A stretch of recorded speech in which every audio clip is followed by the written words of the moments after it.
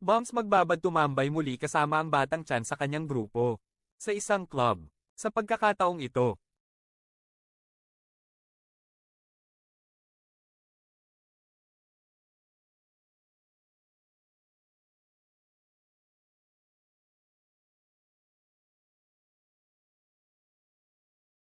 Batang Ben.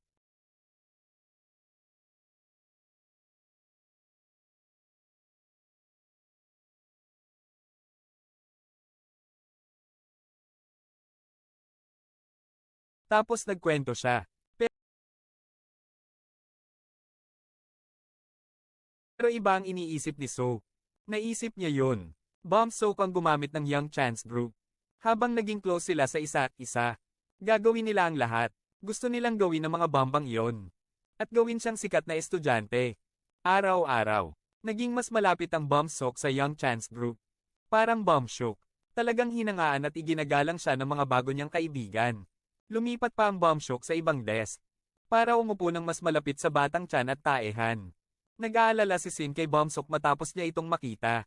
Naniniwala siya na ang Bomb Soak ay nasa isang manggugulo. Akala niya si Bomb Soak lang ang gumawa nun.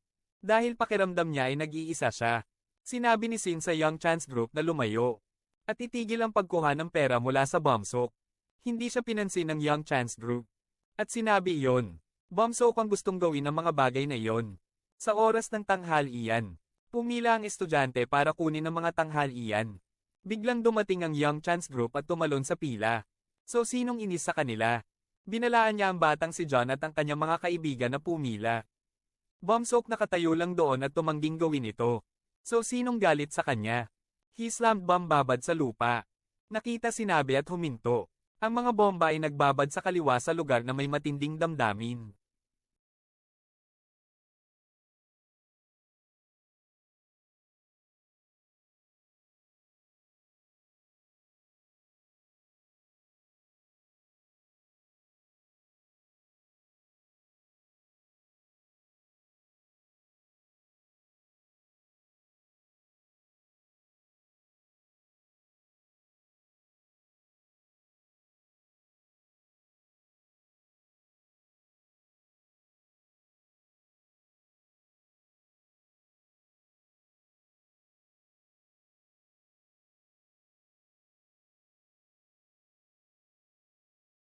Mula sa aksidente.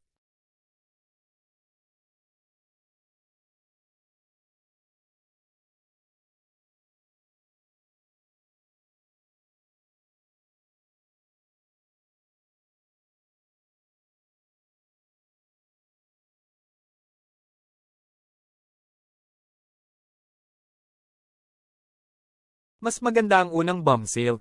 Pero bigla siyang napangiti dahil maayos naman ang plano niya. Balak niyang kunin si Younggi bilang hostage. So sinong sasalubong sa kanya? Naghihintay ng bata sina Sian at Suho. Siya na hindi pa rin bumabalik. Hindi sinasadyang nakita ni Sian ang phone ni Suho. Kung saan nakatanggap siya ng ilang mensahe mula sa bombsock.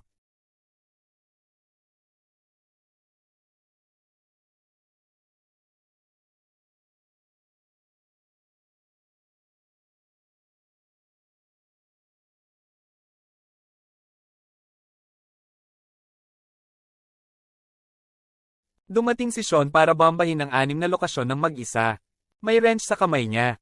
Nagulat ang lahat nang makita si Sean imbes na Suho. After Sean nakahanap ng bata. Hiniling niya sa kanya na tumakbo palayo sa kanya ng mabilis. Nag-away si Sean kay John at sa mga kaibigan niya. Kasama ang ranso na dala niya. Samantalang bata pa ay tumawag siya ng pulis. Natuwa si Young Ben nang makita si Sean. Dahil gusto niyang maghiganti sa kanya. Hindi pa rin niya nagawang talunin si Sion. Kumuha ng crowbar si Sion. At gustong labanan silang lahat dito. Pero bigla kaming nag-cam attack Sion. Hindi nagawang lumaban ni Sion sa likod namin. Kahit may crowbar siya, Young ay nais na gamitin ang sandaling ito sa pag-atake sa Sion. Bombsock subukan mong pigilan siya. At sinabi sa kanya na walang kinalaman si Shena sa kanila. Sinabi ni Bombsock na may sama ng loob siya kay Shena. Ngunit tungkol din sa kanyang mga personal na sama ng loob para kay Sun. Sa huli, Sun na nakahiga linggo-linggo sa lupa. Walang humpay na binugbog ng batang Ben. Sumama ang mga kaibigan ni Young Ben kay Young Ben para salakayin siya. Masyadong masakit para sa mga bombang magbabad para panoorin ito. Kaya umalis na siya sa lugar na iyon. Tanong namin ng mga bomba. Magbabad para i-reschedule ang kahulugan niya sa suho. Hiniling din niya sa kanya na ilipat ang pera sa kanya. Dahil natalo niya ang isang tao. Hindi man lang siya hiniling ni Ma'am Sok na bugbugin si Sian. Narinig ang tunog ng sirena mula sa sasakyan ng pulis. Lahat sila ay agad na tumakbo palayo sa lugar na iyon. Maliban kay Sian na linggo-linggo na nakahandusay sa lupa. Napagtanto na lang ni So na nakatulog na siya.